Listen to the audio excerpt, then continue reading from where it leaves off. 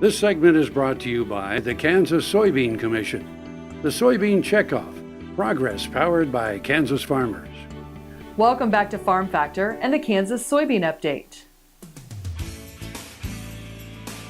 This is the Kansas Soybean Update. It's brought to you by the Kansas Soybean Commission, the Soybean Checkoff, progress powered by Kansas farmers. Dr. Doug Jardine, K-State Extension row crop plant pathologist, is joining us. And Dr. Jardine, there's been so much concern about herbicide resistance. One of the things now that is of a concern is potential fungicide resistance in this year's soybean crop. It is a problem primarily in soybeans. Until soybean rust arrived in the United States 10 years or so ago, we really didn't use much fungicide on our corn or soybean crops. But that got people thinking about it, and then we realized that we can, in some cases, significantly increase yields on corn and soybean crops when diseases are present and make use of fungicides. But about 7 years ago in Tennessee, there was a farmer who had a problem with frogeye leaf spot, and he had applied several applications of a particular fungicide and was not getting any control. And when he called the Tennessee Extension people out to take a look at it, it turned out that he had, in fact, developed a highly resistant strain of the fungus in his field to what we would call the strobilurin type of fungicide. And it turns out he had really mismanaged his fungicides, and the resistance developed. And since then, that resistance has spread particularly up and down through the Mississippi River Valley. And one of the things that people can take a look at to help out now is part of the Take Action Network that has been working on herbicide resistance, but now that's expanding out too. One of the things that we're doing in both herbicides and fungicides and insecticides is we have, in fungicides, it's called the Fungicide Resistance Action Committee, and the different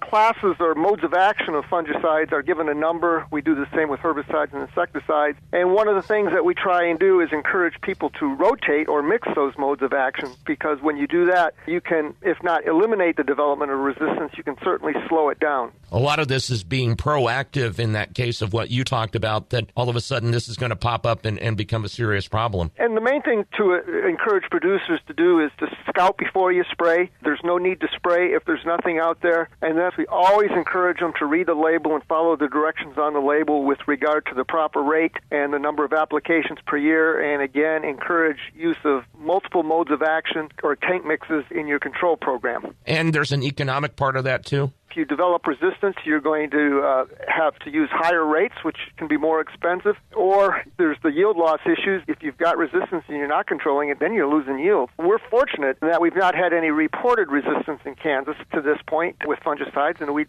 sort of like to keep it that way. That's K-State Extension row crop plant pathologist, Dr. Doug Jardine, who's been our guest on the Kansas Soybean Update. It's brought to you by the Kansas Soybean Commission, the Soybean Checkoff, progress powered by Kansas farmers. Learn more at kansassoybeans.org. For Kansas Soybeans, I'm Greg Akagi.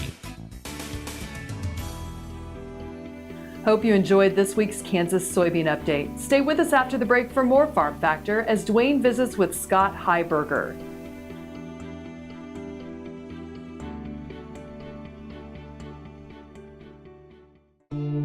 I will take action against herbicide-resistant weeds. I will know my weeds, and I will stop them before they go to seed.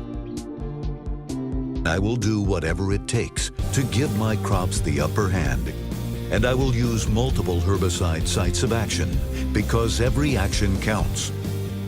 I will take action, this time for all time.